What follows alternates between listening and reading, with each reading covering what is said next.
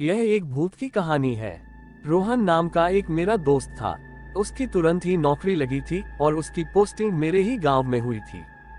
गांव से थोड़ी ही दूर पर एक बहुत बड़ा और पुराना घर था जो कि बहुत साल से बंद पड़ा था। रोहन ने किराए पर रहने के लिए वो घर ले लिया और आराम से अपनी नौकरी करने लगा। कुछ समय बाद कुछ ऐसा हुआ, एक रात जब वह सो रहा था तो उसे एक अजीब सी आवाज सुनाई दिया जो किसी जानवर के आवाज की तरह था। शुरुआत में रोहन उस आवाज पर ज्यादा ध्यान नहीं दिया, लेकिन फिर दूसरे दिन भी उसे वही आवाज दोबारा सुनाई देने लगा।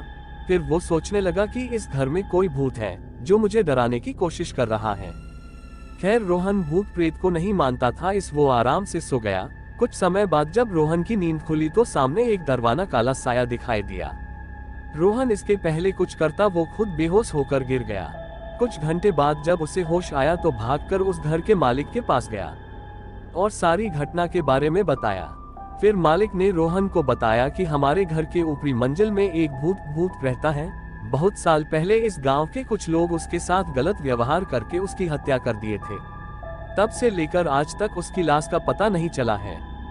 कई लोग तो ये भी बताते थे कि रात के समय में इस रास्ते से अगर कोई जाता था तो वो भूत उसे अपने घेरे में ले लेता था और कई दिनों तक उसका पीछा नहीं छोड़ता था, लेकिन उसे अभी तक कोई देखा नहीं है। कभी कभी उसकी डरावनी आवाज सुनाई देती थी और सबकी नींद उड़ा देती थी। रोहन मकान मालिक की पूरी बात सुनने के बाद सोचा कि यह सब कुछ केवल एक कल्पना और बकवास बातें हो सकती है, क्योंकि वो भूतों में विश्वास नहीं करता था। इसलिए वो वहां से चुपचाप अपने घर चला गया। कुछ दिन बाद रात के समय लगभग 11 बजे के करीब रोहन खाना खाकर टहल रहा था तो उसने देखा कि चारों तरफ अंधेरा छाया हुआ था और एकदम शांत माहौल था।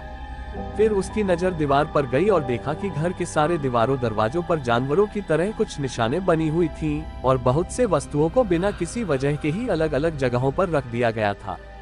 इससे पहले उसने वहां कुछ भी ऐसा नहीं देखा था। फिर एक रात कुछ ऐसा हुआ कि उसकी रूह कांप गई।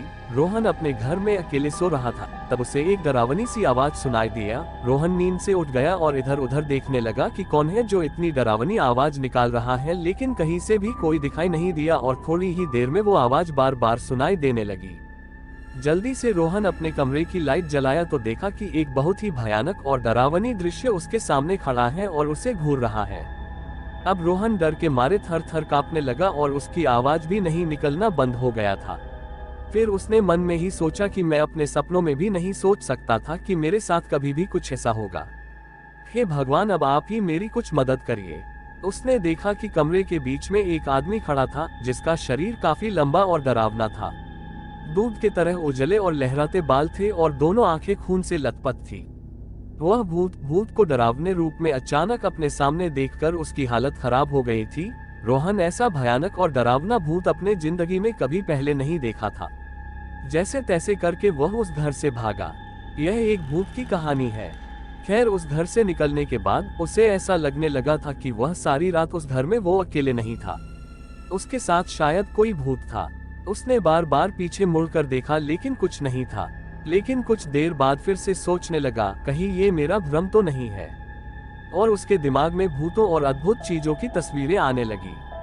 सच्चाई जानने के लिए उसने दोबारा उस कमरे में जाने का फैसला किया, लेकिन इस बार उसने अपनी दोस्त को साथ लेकर गया। दोनों फिर से उस घर में पहुंचे और उन्होंने कमरे की लाइट चालू कर दी। इस बार उन्हें घर में पहले से भी ज्यादा डरावना दृश्य दिखाई दिया। दीवार के चारों तरफ लिखे हुए कुछ शब्द और तस्वीरें थीं जो उन्हें अजीब लग रही थी। फिर उन्हें घर के एक कोने में बहुत बड़ा लोहे का बना हुआ एक डब्बा दिखा। जब वे लोग उस डब्बे को खोला तो उन्हें एक भयानक चीज देखने को मिला। उस डब्बे में एक आदमी का लाश पड़ा हुआ था जिसका सिर अलग हो गया था। वो दोनों उस लाश को देखकर पहले से और ज्यादा डर गए और उसे वहीं छोड़ दिया और उस घर से निकलकर भागने लगे। लेकिन जैसे ही दोनों वहां से भागने लगे वैसे ही उनके कानों में एक डरावना आवाज सुनाई दिया, जैसे उन्हें कोई भूत कह रहा हो, वही रुक जाओ, यहाँ से वापस जाने का सोचना भी मत। अब तुम दोनों मेरे शिकार बन गए हो, रुक जाओ वहीं पर, नहीं तो मैं तुम्हें अभी मार डालूंगा। रोहन और उसके दोस्त वहीं रुक गए और पीछे मुड़कर देखा तो उन्हें कोई नहीं दिखाई दिया, बस उसकी आवाजें सुनाई दे रही थी। फिर क्या था, वो लोग एक दूसरे का हाथ पकड़ा पर वहां से भागते हुए उस घर से कहीं दूर रुके। थोड़ी ही देर में सुबह हो गई। दोनों दोस्त गांव में गए और डरते हुए उन्होंने अपनी घटना सारे गांव वालों से बताया और उन लोगों को सावधान करवाया कि गलती से भी कोई इस घर में न जाए। हम लोग तो जैसे तैसे करके वहां से भाग गए, लेकिन अब दोबारा कोई वहां गया तो शायद वो जिंदा वापस ना आए। आप लोग कभी मत जाइएगा। और रोहन उसी दिन अपना पोस्टिंग किसी और जगह करवाया और उसी दिन वहां से अपना सारा सामान लेकर हमेशा हमेशा के लिए चला गया।